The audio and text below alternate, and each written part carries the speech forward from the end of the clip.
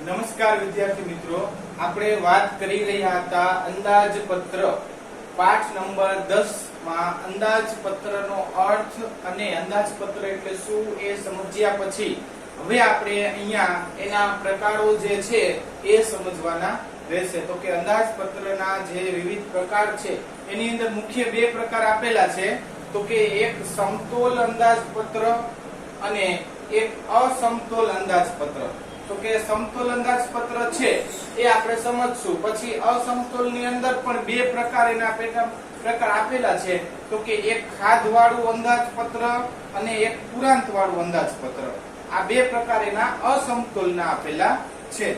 તો કે જો સરકારને જે પણ કાંઈ આવકો થાય છે, જે આવકો એને મળે છે, એમાંથી એક કયા ક્ષેત્રમાં કેટલું રોકાણ કરવાનું છે, તેનો કેટલો વિકાસ કરવાનો છે, એ બધી જ બાબતો સિદ્ધ કરવા માટે અહીંયા અંદાજપત્ર છે એનો પૂરેપૂરો ઉપયોગ કરવામાં આવે છે અને એના પ્રમાણે અગાઉથી જે નક્કી કરેલું હોય છે એ અનુસાર જ ખર્ચ કરવામાં આવે છે અને આવકો મેળવવામાં આવે છે।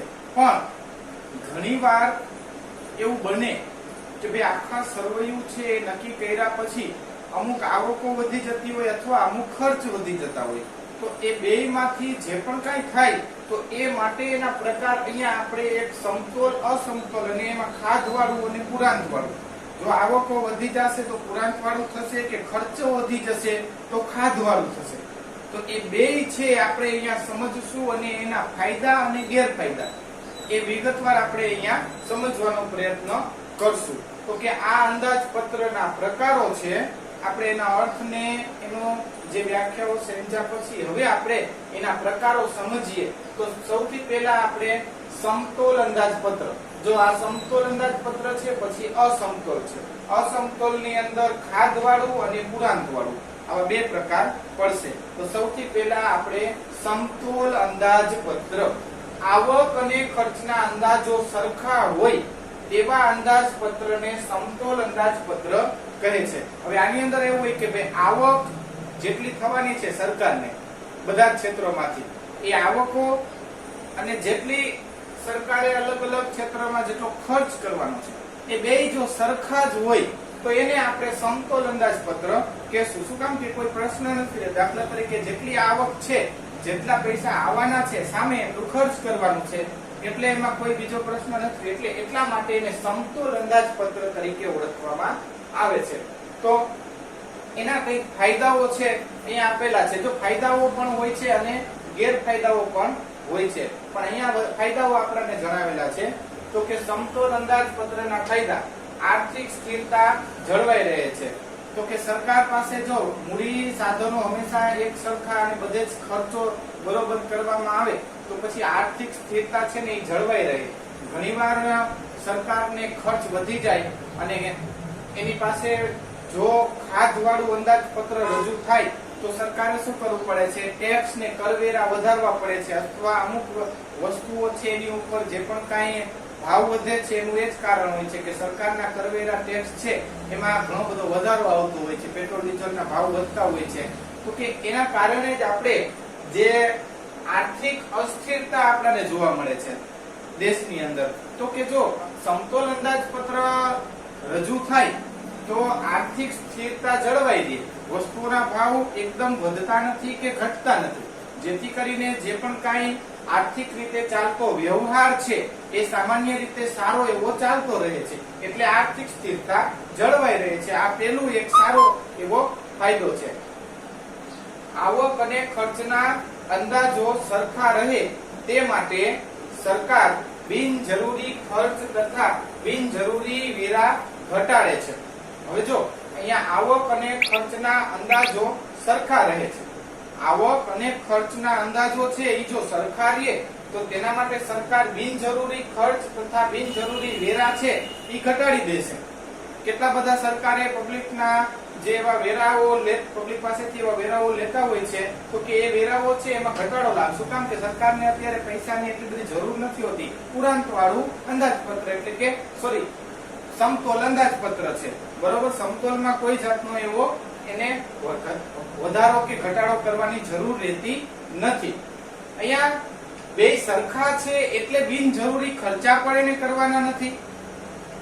જો એની પાસે પુરાંત વાળું હશે તો વધુ રોકાણ કરશે, ખાધ વાળું હશે તો કરવેરા વધારશે, આવકો ક્યાંથી વધારવી એનો ઉપયોગ કરશે. પણ અહીંયા તો પુરાંત વાળું છે એટલે બિનજરૂરી ખર્ચા પણ નથી કરતી સરકાર અને બિનજરૂરી વેરા ઘટાડે કે વધારતી નથી. તો અહીંયા એનો ફાયદો છે. પછી પ્રજા પર બોજો વધતો નથી.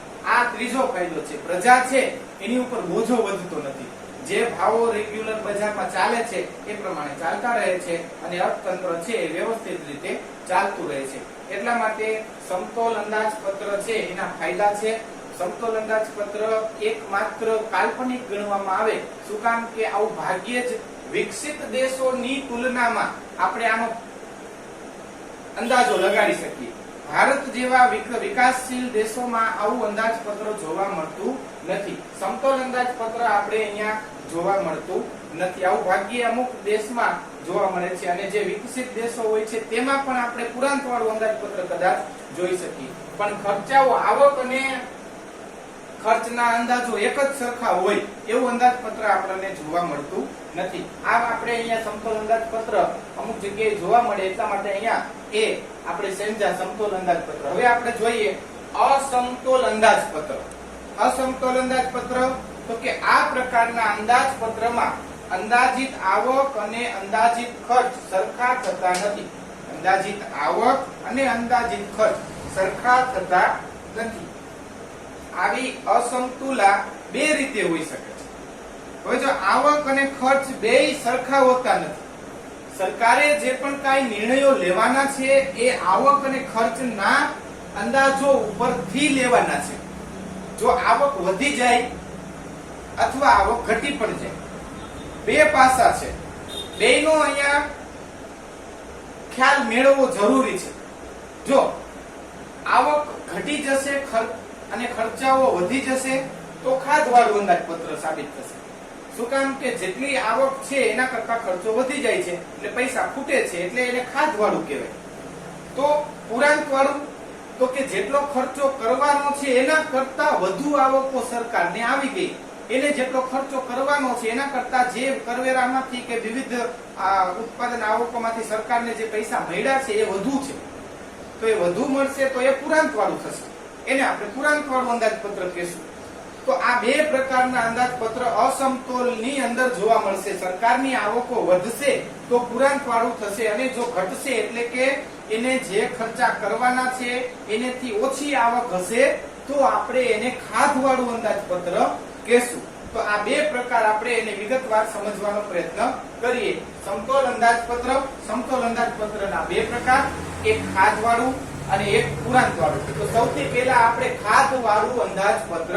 ખાધવાળું અંદાજપત્ર કોને કહેવાય? સરકારની અંદાજિત ખર્ચ, સરકારની અંદાજિત ખર્ચ જ્યારે સરકારની અંદાજિત આવક કરતા વધુ હોય તેવું અંદાજપત્ર ખાધવાળું કહેવામાં આવે છે. એવા અંદાજપત્રને ખાધવાળું અંદાજપત્ર કહેવામાં આવે છે. શું કામ કે આવક કરતા એનો ખર્ચ આપણે વધી જાય છે. જે આપણે નક્કી કર્યું હોય છે કે સરકાર આટલો ખર્ચ કરશે પણ એની આવકો છે એ આવકો અંદાજિત એટલી આવકો હોતી નથી. પણ એટલા માટે ખર્ચ વધુ હોય છે અને આવકો ઓછી હોય છે એટલે એ અંદાજપત્ર ખાધવાળું અંદાજપત્ર કહેવાય છે. વિકસતા દેશોમાં સરકારો આર્થિક વિકાસ માટે ખૂબ જાહેર ખર્ચ કરતા હોય છે. તો વિકસતા દેશોમાં તો કે ભારત આપણે વિકાસશીલ દેશ છે તો કે આપણા ભારતમાં જે વિકાસ કરવો છે, વિકાસ માટે સરકારે ઘણા બધા ખર્ચાઓ હંમેશા કરવાના જ હોય છે. તો પછી એ સુવિધાઓ વધારવા માટે હોય પબ્લિક માટે કે અમુક સુવિધાઓને સારી એવી વ્યવસ્થિત કરવા માટે, આ બધી જ સુવિધાઓ વધારવા માટે સરકારે બહુ મોટા પ્રમાણમાં ખર્ચ કરવા પડે છે. એટલા માટે હંમેશા અહીંયા જે અંદાજપત્ર રજૂ થાય છે એ હંમેશા ખાધવાળું આપણને જોવા મળે છે. તો કે જો સંરક્ષણ પાછળનો ખર્ચ કરતી હોય છે સરકાર, શિક્ષણ પાછળ હંમેશા શિક્ષણનું પ્રમાણ વધારવા માટે સ્કૂલ કોલેજોનું પ્રમાણ વધારે છે, પછી સામાજિક સેવાઓ વધારે છે. આ બધા જ માટે સરકારે હંમેશા વિવિધ પ્રકારના ખર્ચાઓ કરવા પડતા હોય છે અને એના માટે સરકારને બોજો વધતો હોય છે અને પછી જે ખર્ચાઓ વધી જાય છે અને આવકો ઘટે છે એટલે એ અંદાજપત્ર ખાધવાળું સાબિત થાય છે. હવે આ આપણે જોયું ખાધવાળું અંદાજપત્ર. તો પુરાંતવાળું અંદાજપત્ર કોને કહેશું? ખાધવાળું જોયું, હવે પુરાંતવાળું. પુરાંતવાળું અંદાજપત્ર અંદાજિત ખર્ચ કરતા અંદાજિત આવક વધારે હોય છે. અહીંયા ખાલી એટલો જ ફેર પડશે. જે આ છે સરકારની અંદાજિત ખર્ચ કરતા જ્યારે આવક ઓછી હતી, પણ અહીંયા અંદાજિત ખર્ચ કરતા અંદાજિત આવકો છે ને એ વધારે હોય છે. સરકારે જે નક્કી કરેલું હોય છે એના કરતા આવકો વધી જાય તો આપણે એને પુરાંતવાળું અંદાજપત્ર કહેશું. આવું માત્ર ને માત્ર આપણે વિકસિત દેશોની અંદર કદાચ આપણે જોઈ શકીએ.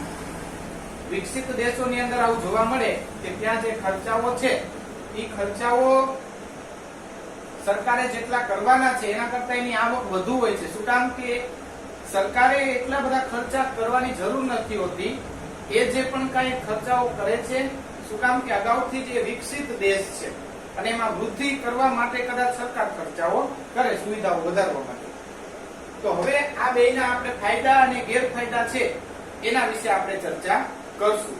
તો જોઈએ આપણે કે ખાધવાળા અંદાજપત્રના ફાયદા શું છે. દરેક અર્થશાસ્ત્રી છે એનો અલગ અલગ મત હોય છે કે ભાઈ ખાધવાળું અંદાજપત્ર હોવું જોઈએ કે પુરાંતવાળું હોવું જોઈએ.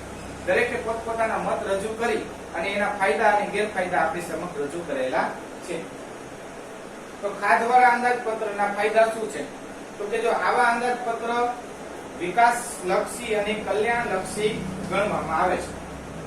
શું કામ કે જો સરકાર પાસે પૈસા નહીં હોય અને એને વધુ આગળ વધવા માટે હજી વધુ રોકાણ કરવું પડશે, એટલે નવી નવી યોજનાઓથી તે આગળ વધવાનો પૂરો પ્રયત્ન કરશે.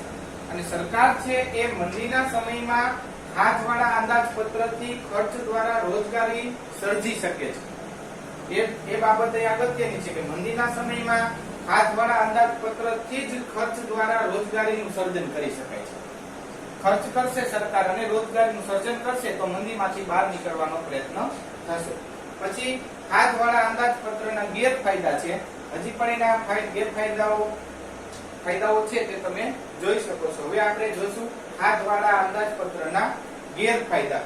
તો કે જો કેટલીક વખત સરકાર વધુ પડતો ખર્ચ કરીને તેને પૂરો કરવા દેવું કરે છે.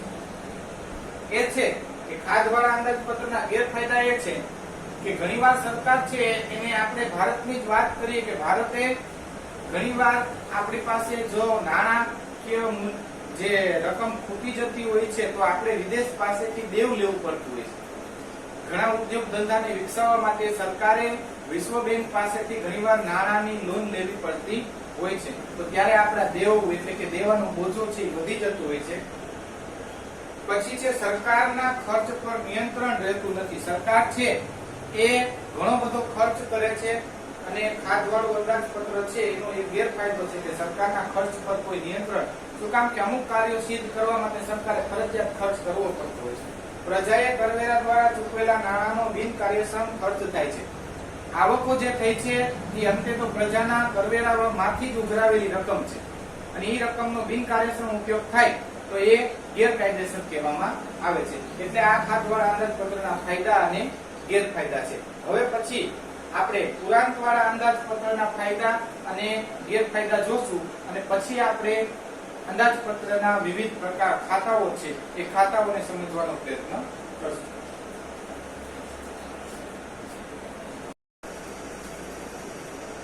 પછીનો પ્રકાર છે પુરાંતવાળા અંદાજપત્રના ફાયદા.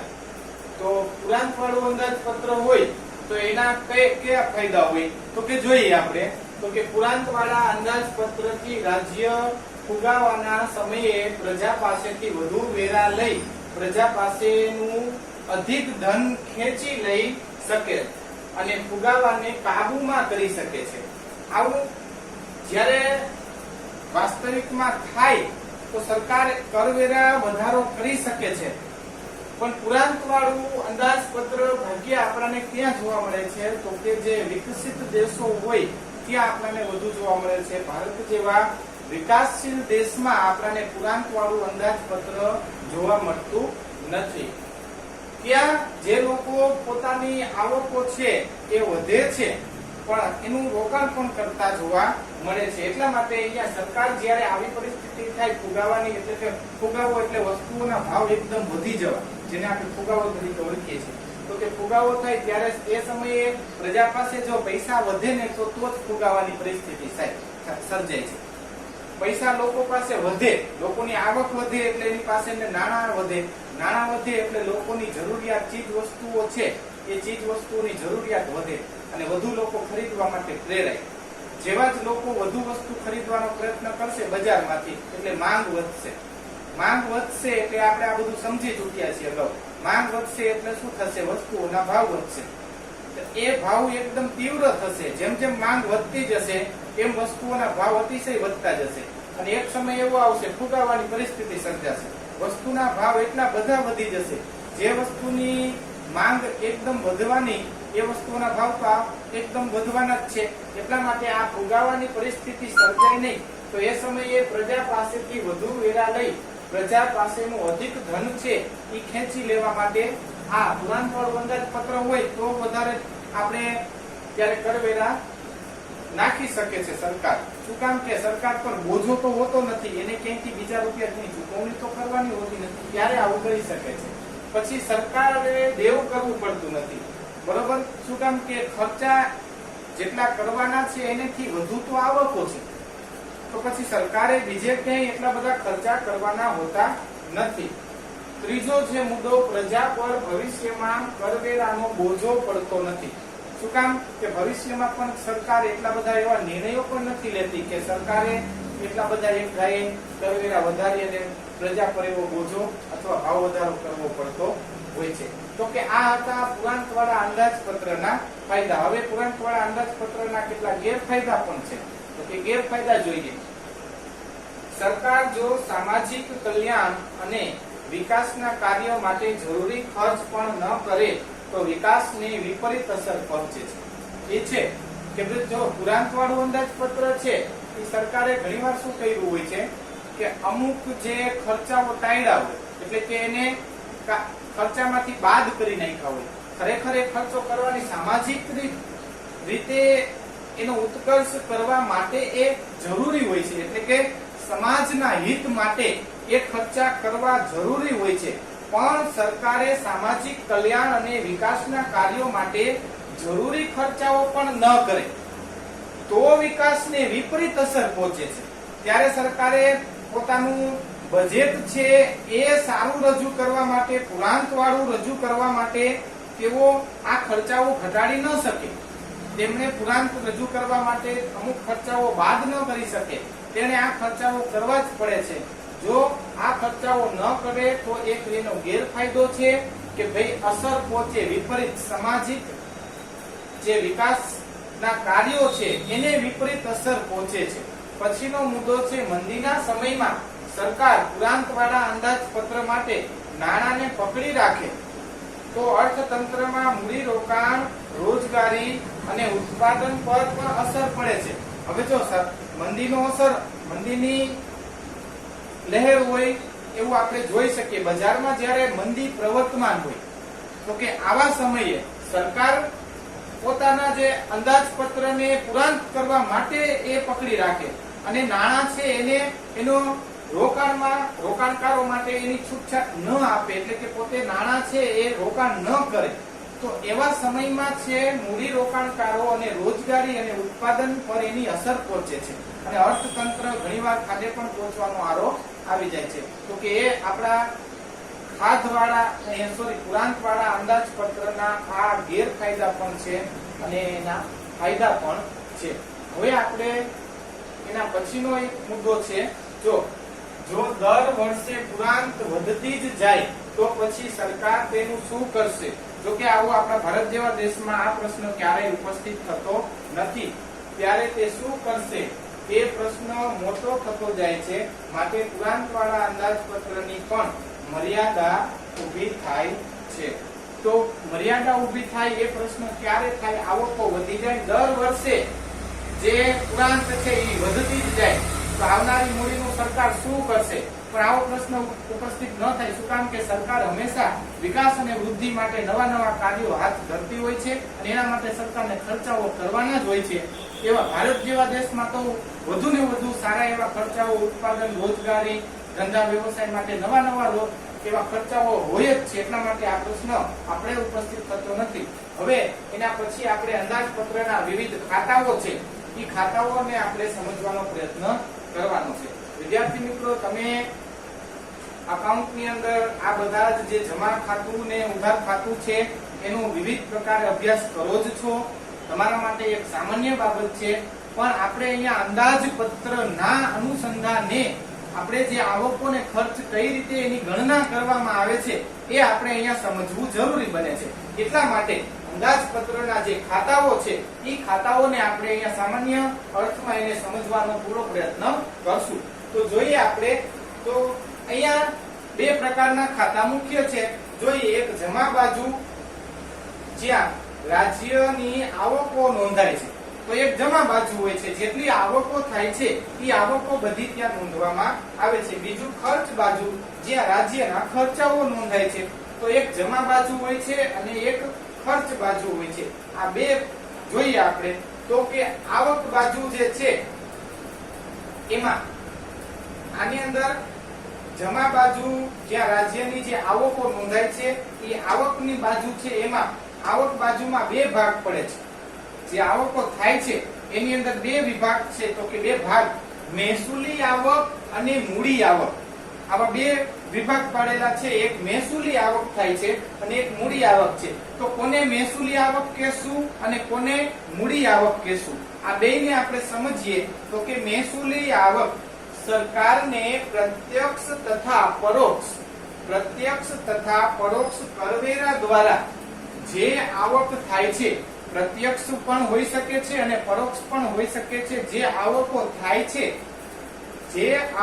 થાય છે જાહેર ક્ષેત્રના નફા પેટે જે આવકો મળે છે, વિવિધ પ્રકારની ફી કે દંડ પેટે જે રકમ મળે છે, તે આપણે અહીંયા રાજ્યની આવક બાજુમાં નોંધવામાં આવશે. આ સરકારની એક આવક છે, બરોબર. તો કે આ આપણે મહેસૂલી આવક, જે મહેસૂલી આવક છે એ સરકારની આ પરોક્ષ કરવેરા પણ હોઈ શકે છે, દંડ હોઈ શકે છે, વિવિધ પ્રકારની ફી પણ હોઈ શકે છે, સ્ટેમ્પની ફી ને બધું જે આપણે ગણવામાં આવે છે તેને આપણે મહેસૂલી આવક તરીકે ઓળખીએ છીએ. હવે એવી જ રીતે બીજું એક આવક છે, તો કે મૂડી આવક. તો કે મૂડી આવકમાં રાજ્યએ દેશના બજારમાંથી અને વિવિધ દેશમાંથી અને વિદેશમાંથી મેળવેલી લોન અને મધ્યસ્થ બેંકમાંથી લીધેલ કર્જ, બરોબર. રાજ્યએ બજારમાંથી, તો કે જો આપણા મૂડીપતિઓ હોય એની પાસેથી પણ સરકાર ઘણીવાર નાણાં ઉછીના લેતા હોય છે, તો કે એ ગણવામાં આવશે. પછી બજારમાંથી અને વિદેશમાંથી, ઘણીવાર આપણે વિદેશમાંથી ઘણીવાર સહાય માંગતા હોય છે, એની પાસેથી પણ લોન લેતા હોય છે.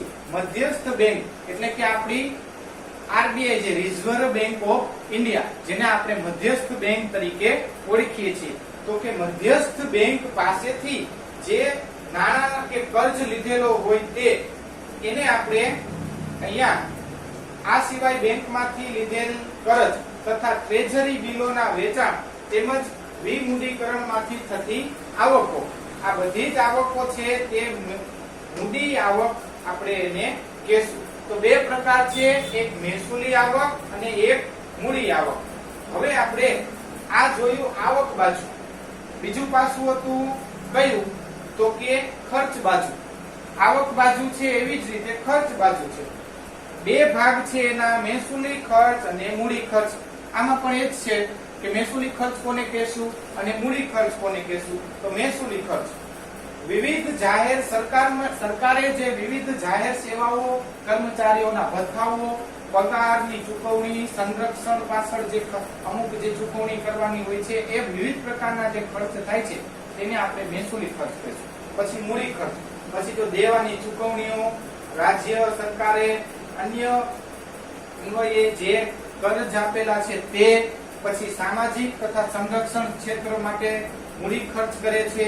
આ વિવિધ જે મૂડી ખાતાનો ખર્ચ છે એને આપણે મૂડી ખર્ચ તરીકે ઓળખીશું અને ઉપર આપણે જે જોયું તે મહેસૂલી ખર્ચ. તો કે આ રીતે અંદાજપત્રના જે વિવિધ પ્રકારો છે એની અંદર અંદાજપત્રના ખાતાઓ પાડેલા છે અને ઈ ખાતાઓની અંદર આવકો કઈ રીતે થાય છે અને ખર્ચાઓ કઈ રીતે થાય છે, પછી મૂડી ખર્ચ કોને કહેવાય, મહેસૂલી ખર્ચ કોને કહેવાય, તે આપણે વિગતવાર જોયું અને સમજ્યા. તમે હજી એકવાર પાઠ્યપુસ્તકની અંદર વિગતવાર વાંચી લેજો અને એને સમજવાનો પ્રયત્ન કરજો.